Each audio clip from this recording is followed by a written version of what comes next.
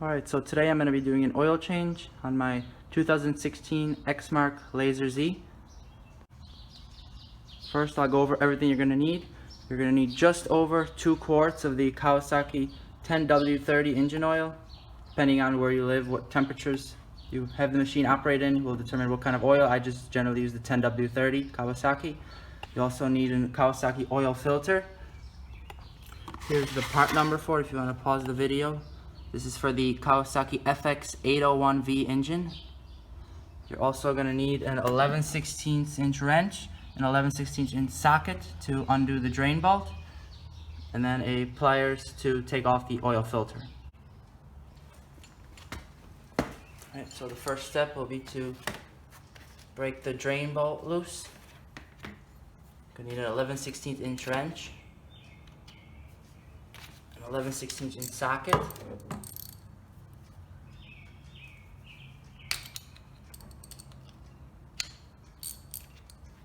once you get a little bit loose, you can just do the rest of the way by hand.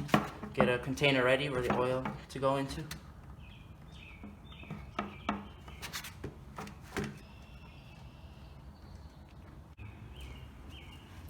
So let that drain out. Generally takes a couple of minutes.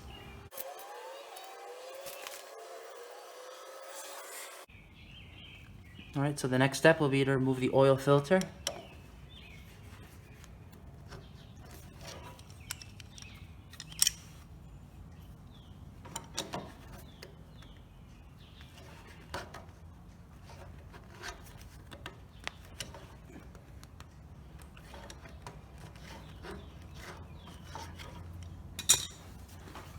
It's always a good idea to put some paper towel into here because it's going to leak out quite a bit when you take it out.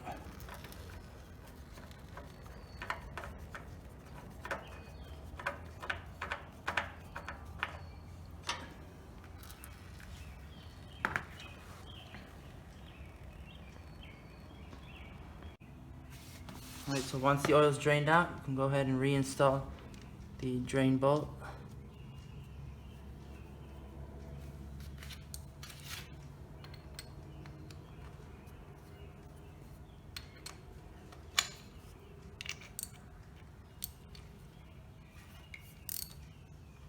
Just tighten it till it's snug.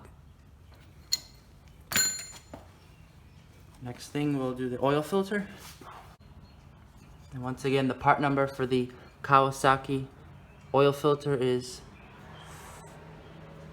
49065-7010, and that is for the Kawasaki FX801V engine. Before you put the new filter on, it's always a good idea to put your finger in the oil and then make sure the seal is lubricated with the oil.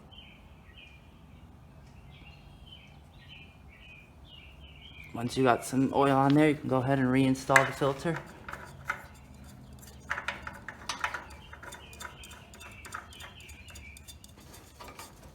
And then just tighten it to where it's hand tight.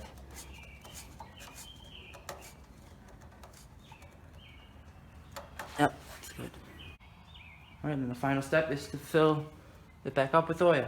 The owner's manual calls for, I believe, just over 2 quarts of oil, a little bit over. I generally just put 2 quarts in and then check it with the dipstick and then add however much is necessary.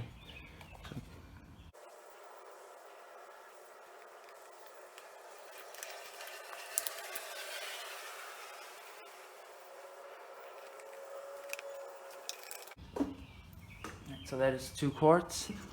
Check it with the dipstick now.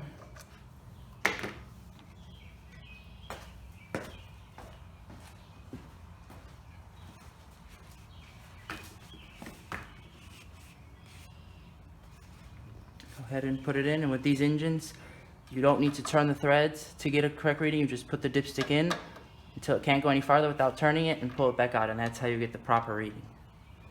So as you can see here, looks like it is just under the full mark.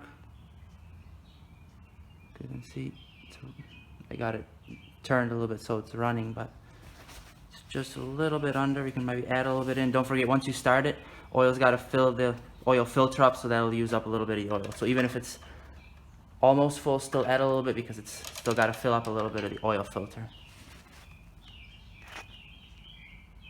As you can see, it's about that third dot right here.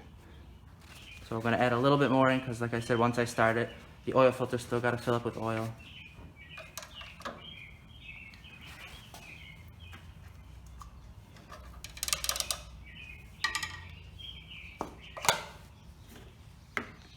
So pour in a little bit more.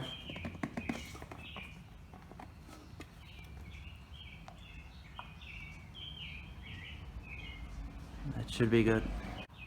Alright, so now that you poured a little bit more in, you can go ahead and restart the machine, start it up, let it get the oil warmed up a little bit, fill the oil filter, and then recheck it again. If you need to add any more, then go ahead, but you probably should be good. Alright, that is it. If you got any questions, please leave them in the comments below, and thanks for watching.